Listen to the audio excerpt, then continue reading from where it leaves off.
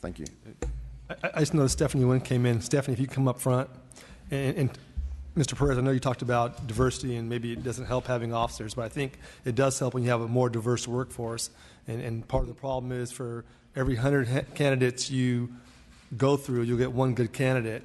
And, law enforcement does have a hard time hiring women and minorities. And quite often it's opportunities. If you look at paid academies, when I went through 30 years ago, I paid myself to go through and I worked. So most folks that are going through academies, majority of academies, they're putting themselves through. So if you do that, hopefully you got family to live with for 6 months because you aren't getting a salary and things like that. And in the past, there's been programs for teachers where they paid them to go through and give them some substance or subsistence for those 6 months. Maybe that is a way to get more folks in. Not lowering the requirements, but casting that net wider to bring more diverse people in. And law enforcement's always had a problem hiring women. So I think when you bring people in from different backgrounds, that is part of the solution. I mean, it's a multi-pronged approach to deal with that. So I think that's very important to try and bring folks in. And just because you're African American doesn't mean you're predisposed to do things. I mean, there are good people everywhere and bad people everywhere. Right. No one has a market on that, even in politics, as we know. So I think it's important to try and do as much as we can to bring that in. So I definitely value your comments. Oh, thank you. Can I? Yeah, go ahead. Okay. Yeah, I don't want to seem like I'm demonizing law enforcement or anything like that. I just want to say, I feel like at a certain extent, doesn't matter if you're black, white, or Latino, your race is law enforcement. And that's kind of that's kind of how you operate. Right. But, part of that, I think, and I'm not here to defend law enforcement, we just want to, how can we solve this and come together as a community? That's really us working together as a team. It's not me against you or them against them. So I think it's important to try and figure out what's going to work. I don't think, like I said, there's no one magic bullet. Right. But if we can do a number of things to help address this, I think it'll go a long ways in restoring the community's trust in whatever we do, because doing what we're doing now, we've got to do something else. Yeah. So, there's got to be some solution. So, Ms. Wynn? Hi. I apologize for being late. I had another speaking engagement in Davis. I hear you, and I'm sorry I'm coming in a little late, and our minority communities do not reflect the law enforcement agencies that are currently in place now. And I've said this yesterday, in that is not a city issue or a state issue, it's a nationwide issue. And one of the barriers in which, as Asian Resources, a nonprofit organization, we're a workforce development and an economic development organization, we ensure that folks have all the necessary tools or overcoming the barriers that can get them into a workforce. So the fact of the matter is that the issue that is happening right now within law enforcement and the negativity gave us a platform to be able to start our Links to Law Enforcement program. And the beauty behind it is that it's not just another academy. We've got facilitators who are of high ranking in the department. So we're working with Sacramento Police Department, the Sheriff's Department, Elk Grove Police Department, CHP Probation Department. And we've made it so that way the facilitators of each agency need to be of at least a sergeant or higher. So that forces two things. One is that it forces them to take a look at their minority pool in the agencies, but also the minority pools in the leadership capacity, right? So as you go up higher in the leadership ladder, the paler it gets, right? It's the truth of the matter, and that is true. So what are we doing as a whole, as a community, and as an agency to ensure that our minorities also have the tools necessarily to move up into that ladder, that career field, or that leadership capacity? So the Links to Law Enforcement program that we have addresses a couple of things. One is that within our minority groups, there are barriers. In the Asian community, it's the whole looking in the eye when you interview. It's the whole testing aspect of it, right?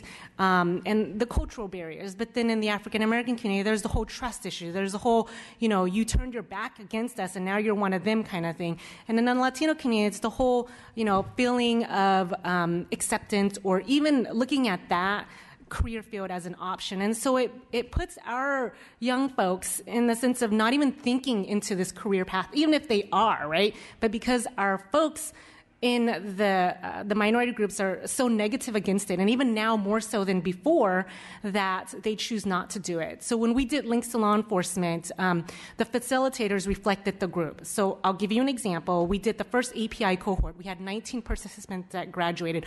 One gal was offered a position right after she finished it so that she can go through the academy. It's a paid academy, right? And there's about 5 or 6 others that are going through the Sheriff's Department right now and getting testing and scored well enough to be able to get an interview. And so the fact that they have a mentorship, somebody that can guide them, the process is going to be the same no matter what color you are or what language you speak. We're not lowering the bar, or the agencies are not lowering the bar for anybody. It's just a matter of support and a matter of guidance, right? When you're a minority, you're not fortunate to have somebody that was an uncle or a father that went through the process that can guide you. There are some folks that did have that, but for the most part, there weren't. And so the idea is that we address these barriers within each minority group. So right now I have my Latino group and my African American group that are both happening at the same time, and they're Wednesday nights. And in the African American group, we have 21 participants, right? I was told that when the participants, they got up and introduced themselves, why are you here, right? And what is it that made you come here? And they all thought about having a career in law enforcement, but when they went to go take the test, it was like, you look around the room and you can count, like, okay, well, I see, if you were African American, I see 1, 2, 3, well, let me count that over again. I mean, that was it, there was like only a few of you. And the same thing with the Latino cohort. And so for the Latino cohort, we also have 21 participants, and of the 21, 17 are female. That is unheard of even now whenever a recruiter is trying to recruit, let alone minority groups, but females as well.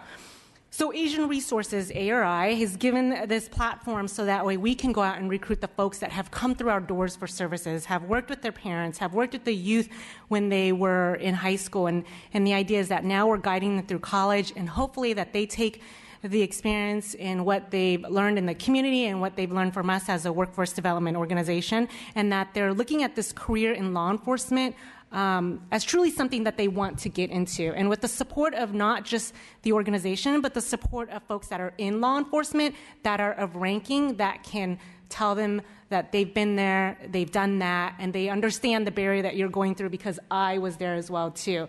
And I know you touched up on scholarship, and that is definitely a challenge for our minority groups. And so what we've done is we've gone out and asked for funding for folks. So for the API cohort, we asked Capital, Council of Asian Pacific Islander, Together for Advocacy and Leadership, to fund this API cohort, and they gave us $5,000. And with that $5,000, we're using that to fund participants that have graduated and have been accepted through an academy to help them pay for that cost. Each participant would get a maximum of $500. We have yet to find an organization that is Latino or African American that would be able to fund us that. But that's not to say that we don't have scholarship money available for them, that we want to make sure that they succeed in whatever barrier they have, that we can help them overcome it. The beauty behind this is that we are very fortunate here in Sacramento that we have all the agencies wanting to really partner with us. And I'll mention again is that I've told them before that unless you have somebody that is of ranking, that is of color, we do not want to work with you. And that's unfortunate that we're going to leave out a lot of agencies, but that's also a way for them to look at their capacity, right? And what they are doing to groom the folks as they move up the ladder as well too. And it forces the folks that are minorities to look at a leadership capacity as well, and not for themselves but for their community. I'm sorry, I took up a long time. No, that was great. Mr. Rodriguez? I think that's important, and the thing is, and I've been racking my brain too, how do you do this? Because there are a lot of qualified candidates out there, yes. And for whatever reasons, number one, maybe you don't want to work graveyards or go in dark houses. It doesn't appeal to everybody, but then we need the community helping us, the NAACP and other organizations, to bring forward good quality candidates. And how do we pay that? Because most academies in the state, you pay yourself to go through. CHP's paid, LAPD, I believe, just a handful of academies pay to go through. So there are good candidates out there, and it's a good paying job and a good retirement. So that's why we need help from the community in doing this. And I thought about, it's like college. We find somebody to help pay for a house for 6 months, everybody gets a room, and we pay them to go through the academy and feed them. And that could be maybe a community effort and a government effort, but that's some of the things we want to be innovative up here. And how do we make it better? That's really the bottom line. And, the time for complaining is over. Let's fix it. So I want to thank Ms. Nguyen and Mr. Perez for your comments, and, I think very enlightening, very helpful. So thank you guys very much. I would now like to invite and welcome our third panel of guests. From the City of Sacramento Police Department, we have Sergeant Lili Bowie and Officer Sabrina Briggs.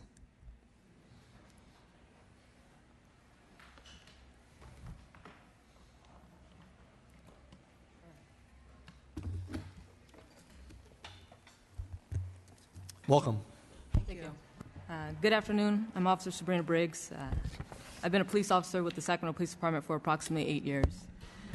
7.5 of those years I was assigned to patrol, and I'm currently assigned to the Internal Affairs Division. Something I love about my job and working for the Sacramento Police Department is that I've never been treated differently within the police department and have always been treated as an officer here to do her job. However, I have encountered a handful of situations where my gender and size have been underestimated in the community.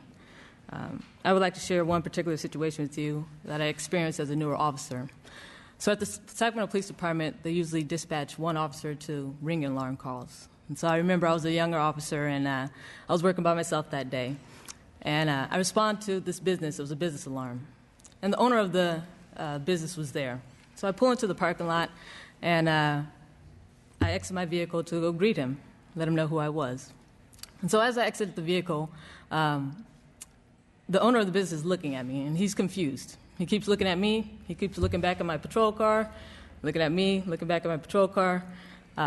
So I walk up to him. I introduce myself. Hello, sir. My name is Officer Briggs. And he looks at me with a confused look on his face, and he says, well, where's your male partner? And I explained to them that I didn't have a partner that day, and at the Sacramento Police Department, we only dispatch one officer to these type of calls. And so I explained to them that I was going to go search the exterior of the business, make sure everything was secure. And he looks at me, he says, well, not to be sexist or anything, but do you need my help, little girl?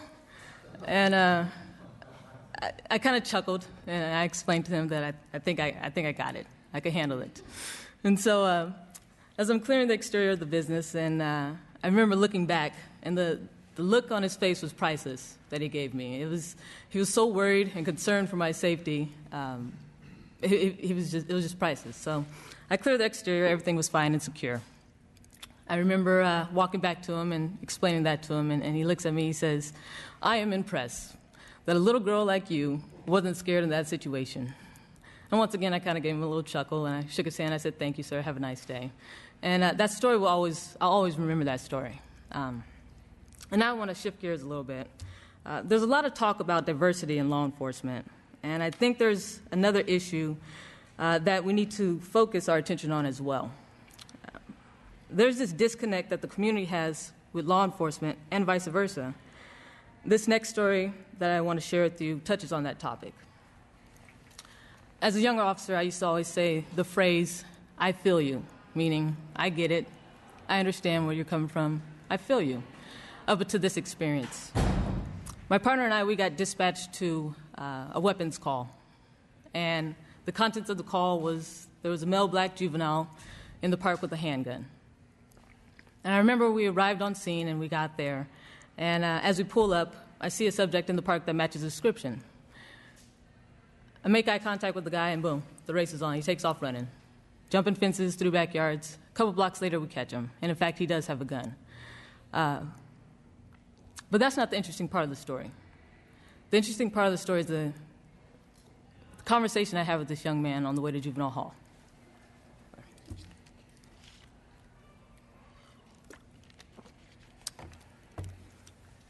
And I like to talk to people I arrest, especially juveniles, to find out their story. Find out why we're here. Why are you 14 with a gun at night in the park? What's your story, young man?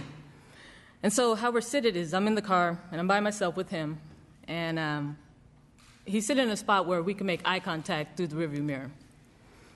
So I look at him, and I say, tell me, man, what's going on?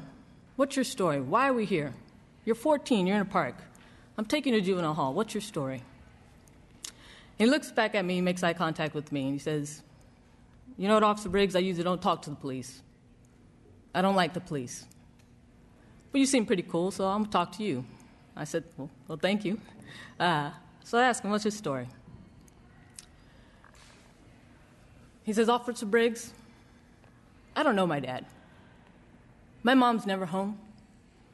I have 3 older brothers, and they're all locked up. I have 2 sisters that I never see. My family's the streets. My family's the gang.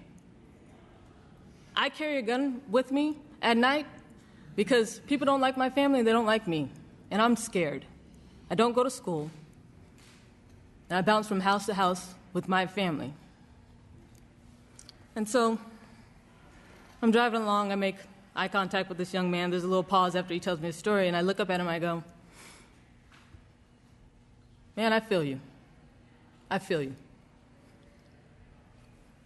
There's another pause. Then we make eye contact again. He goes, "No disrespect, Officer Briggs, but you don't feel me. You don't feel me. I bet you know we're your parents, and I bet you when you were 14 years old, you weren't on the streets with a gun because you were scared." And that young man is right. I don't feel him. My parents have been married for 38 years. When I was 14, the only thing I could think about was basketball, keeping my grades up so I could play basketball, and cleaning my room. And that's the only thing I had to worry about. And I don't know if this young man talked to me because he felt comfortable with me, because I was a female, or whatnot, or if it's just because I opened up to him and I talked to him. But he opened up to me that day. So as a community, we need to find a way to bridge that gap. Like Frederick Douglass once said, "It is easier to build strong children than repair broken men." We need to make that extra effort to be there for the youth in the community before they have to rely on the streets for families and role models. From a humanistic standpoint, I want to help these kids build better lives for themselves. From a law enforcement perspective, I have an obligation to prevent crime by helping to create better citizens. And I'd like to thank you guys, and I'll turn the table over to Sergeant Bowie. Thank you. Mr. Chair, committee member, my name is Lili Bowie, and I'm a sergeant with the Sacramento Police Department. I've been with the agency for 20 years. I wasn't born in the United States. My family immigrated here from Vietnam in 1975. I speak Chinese and Vietnamese. I represent the type of person that many California law enforcement agencies have been trying for decades to hire. When we look at just the population of female agents in California, we make up 6.9% of the state, yet we are represented in law enforcement by less than 1%. Women overall only represent 13% of California law enforcement, yet over half of our population are women. We and other minority groups are obviously underrepresented in this profession. There's been a major challenge since the beginning. This has been a major challenge since the beginning of modern policing.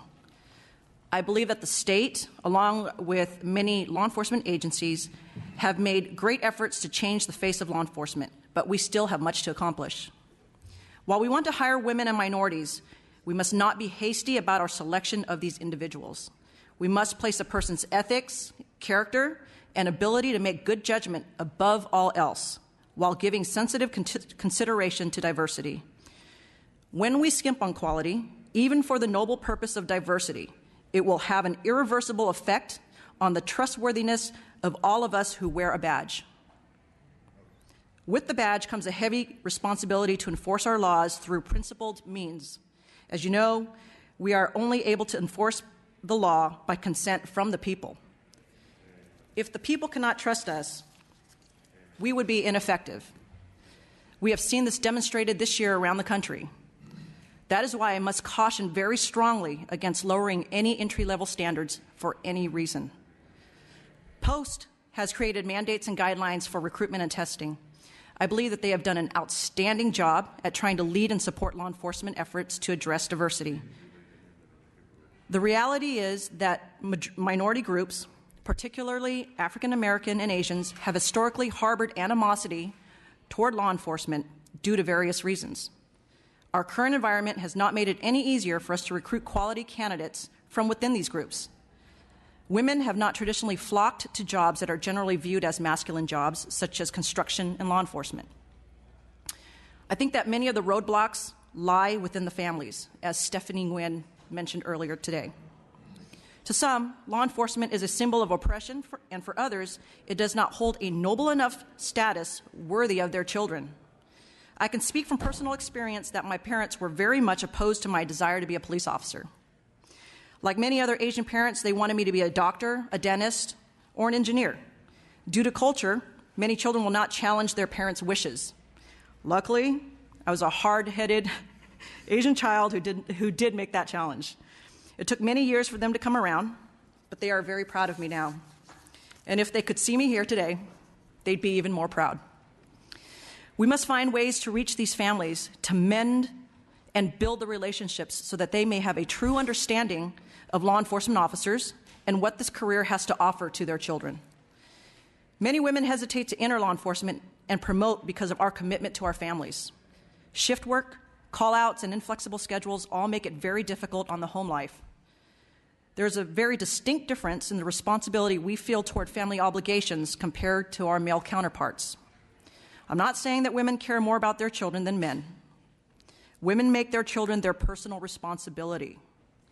Male officers tend to have partners at home who are able to accommodate their scheduling challenges. We need to explore and support options for working moms, such as daycare and job sharing. We also need to create more compassionate environments for women to choose when they choose to become mothers. We are still being stigmatized by other officers because we affect staffing levels when we go out on modified duty due to pregnancy and then parental leave when the child is born. We need to recognize that this generation of candidates is different than older ones. Post has online resources that advise candidates on how they can prepare for a career in law enforcement. It is simply not enough to have this information available. We need to create outreach opportunities to make people aware that this is available to them. After we recruit those who are qualified, how do we encourage healthy promotion up the ranks? I need to emphasize healthy.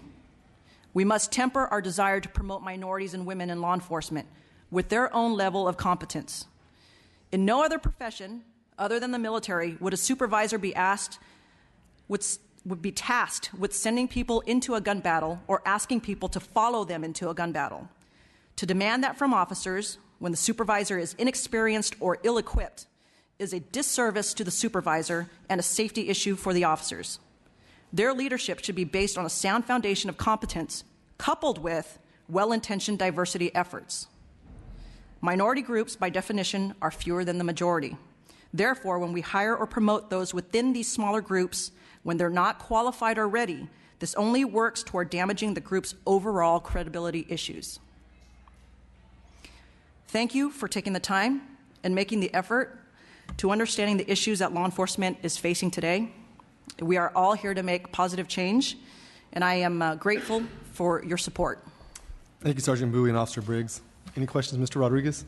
I just want to make a comment. Officer Briggs, I really thank you for that story you shared. And I think a lot of people just need somebody to talk to, right? They have nowhere to turn to. And then, unfortunately, you may find them in these situations. But that goes back to the job you take. I want to thank you for your doing it and taking out your time like that to talk to some of these individuals because, like I said, they have nobody else to talk to. And unfortunately, that's how you meet them in these types of situations. But with that, I just had a comment. So what do you see are the biggest challenges females face to become an officer? Now, we've come a long way now, and we look to try to get more females. So what would be the biggest challenge out there that would maybe distract females from wanting to become a police officer? I'd say over the years, the recurring issue would be, with the physical agility test. As an agency, the Sacramento Police Department has created opportunities for people to come out and actually practice going through the test to get them ready for the final exam.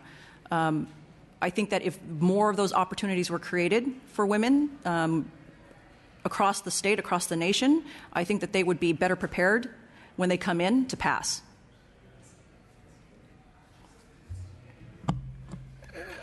I can't help but notice when you brought up the statistics, the numbers that we have as far as females. Same thing in the legislature here. Out of 120 members, 80 in the Assembly and 40 in the Senate. I believe we only have 20 female members. So it's just reflective of society, I think, in general. So I definitely understand that. So, I want to thank you too. And really, just one more point on Officer Briggs. It's so important out there. And you talk about some of those instances. And it's funny because we just finished our budget today and voted on it in the Budget Committee. And we're putting a lot of money towards early preschool and early after-school care. And the reason that goes to, if you see the studies, if you're not reading at third grade level in the third grade, good chance you're not going to succeed.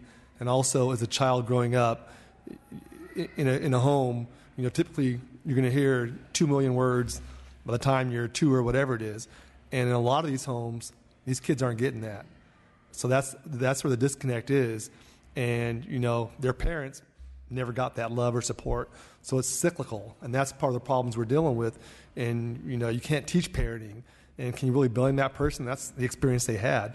So that's the tough part with that. So as a society, we're dealing with it to try and help these folks as much as we can, and even helping raise their kids. So I think those are very timely comments. So I want to thank you two for coming up and sharing your stories with us. Thank you. Thank you. I'd like to invite our final panel of experts up today on the issue of importance of diverse workforce in law enforcement. Please join me in welcoming Assistant Chief Brent Newman and Captain Rich Desmond from the California Highway Patrol, City of Oxford Chief of Police Jerry Williams, and Kings County Sheriff Coroner David Robinson.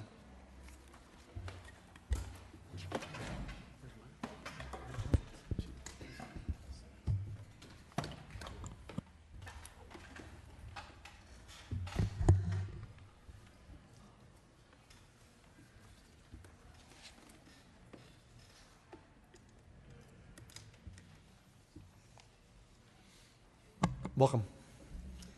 Thank you. Whoever wants to go first. We're on the agenda. Should I go first? All right, sure. I defer to my seniors in rank here, sir. My name is Captain Rich Desmond. I'm the legislative liaison for the California Highway Patrol.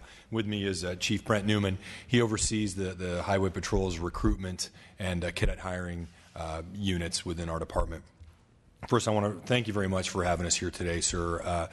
We really appreciate including us in this conversation. We know this is a problem, an intractable problem for so many agencies, and we learn from each other what some of the best practices are. So we certainly appreciate being part of that discussion. You eloquently discussed some of the concerns about the lack of trust between law enforcement and the communities we serve, and how detrimental that is to the communities themselves. And I would also offer how detrimental that really is to the officers who were sworn to serve these communities, because I know you certainly understand this. So the vast majority of officers come in this profession with a pure heart, wanting to serve people and help people who are less or vulnerable. And it really strikes at their heart when you hear from people that they're afraid of law enforcement. They don't trust law enforcement. So we certainly know we have a lot of work to do, and we in the California Highway Patrol strive to have a more diverse workforce. And we know how that fits into the bigger context of improving relations with communities. If we can have a more diverse workforce, it helps us build relationships with the communities we serve. The better relationships with the communities we serve, the easier it is to hire a diverse workforce. So they're so interrelated. What I'm going to do very briefly is touch on some distinct characteristics of the CHP that affect our ability to recruit, train, and retain individuals, and then I'll turn it over to Chief Newman to just talk about specific challenges we face and some of the progress and successes that we have seen in our efforts to recruit and hire. First, our academy. As a state agency, we have one academy. So regardless of where you're from in the state of California, if you want to join the Highway Patrol, you have to come to Sacramento and go through our 27-week live-in academy. You referenced that, sir. And our academy is a live-in academy. You're trained while you're at the academy, but you have to leave your home to come there. So that is something that is distinct with us, and it can be a challenge at times. It ensures consistency within our department. We're, as a decentralized agency, we want to make sure everybody has the same training. We come from the same place. So the academy is very important to help us achieve that. The other thing that is distinct with us is how cadets are assigned after they leave the academy, and this does affect people's decisions whether to join the Highway Patrol. Once you leave the academy, you're not guaranteed to go where you came from. You are assigned where the vacancies are throughout the state. That could be in Barstow. That could be somewhere in our northern division up in the northern reaches of the state. It could be in Los Angeles or the San Francisco Bay Area. Similarly, once you finish your first year probation, you're assigned based on seniority, and that may be, you may be limited where you can go based on that seniority. The other distinction I think we have is the type of assignment that we have in the Highway Patrol. Some people want to go into law enforcement because they want to work with a team or a group. In the CHP, you need to be willing to go to maybe a rural assignment, again, up in the far northeastern part of the state. And working in that rural assignment where your backup may be half an hour or more away is a challenge for some people, and that enters into whether or not they decide to join the Highway Patrol.